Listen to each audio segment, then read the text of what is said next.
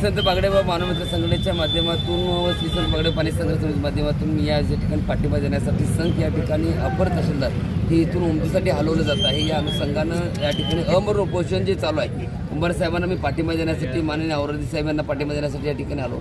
वास्तविक पाहता जर बघितलं तर जत तालुका हा दुष्काळी तालुका आहे। सातत्यपूर्वक या भागामध्ये वेगवेगळे आंदोलन करून या ठिकाणी पाणी आता कुठेतरी उशाल आणि कोरड घासाल अशी आमची परिस्थिती असताना, आता कुठेतरी समाधानकारक असताना पुन्हा अशीच परिस्थिती निर्माण होते की इथं अपर तहसीलदार आहे, ते अपर तहसीलदार जात आहे।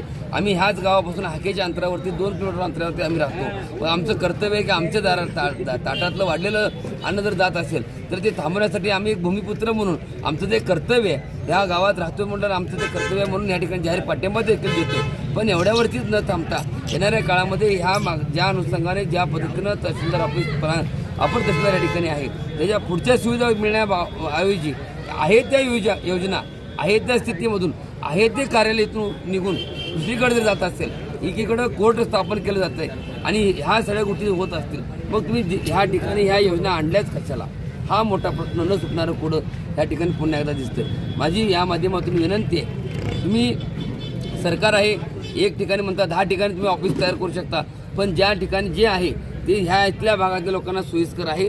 50 गावं 51 गावं या ठिकाणी जोडले गेलेले आहेत, तर ह्या भागातल्या मंडळींसाठी सक्षम आहे। जर तुम्हाला उमदी करायचं असेल तर उमदी 100% करा, उमदीमध्ये करा, अजून जाडबोळला 1-2 करा, आम्हाला काही अडचण नाही। पण आमचं आमच्यापाशी राहू द्या, आमचं सोडून जर तुम्ही दुसरं केला तर त्याला अजून तुमचं प्राधान्य जास्त वाढेल की आपली ह्या ठिकाणची भूमिका किंवा आपली ताकद त्या ठिकाणी मोठ्या प्रमाणात वाढेल।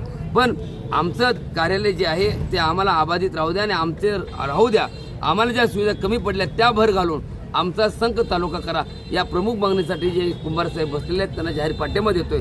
जर समजा येणाऱ्या काळामध्ये ह्या मागण्या मान्य नाही झाल्या तर श्री संत बागडे बाबा मानवमित्र संघटना देखील या उपोषणकर्त्याबरोबर येणाऱ्या काळामध्ये रस्त्यावर उतरायला कमी करणार नाही।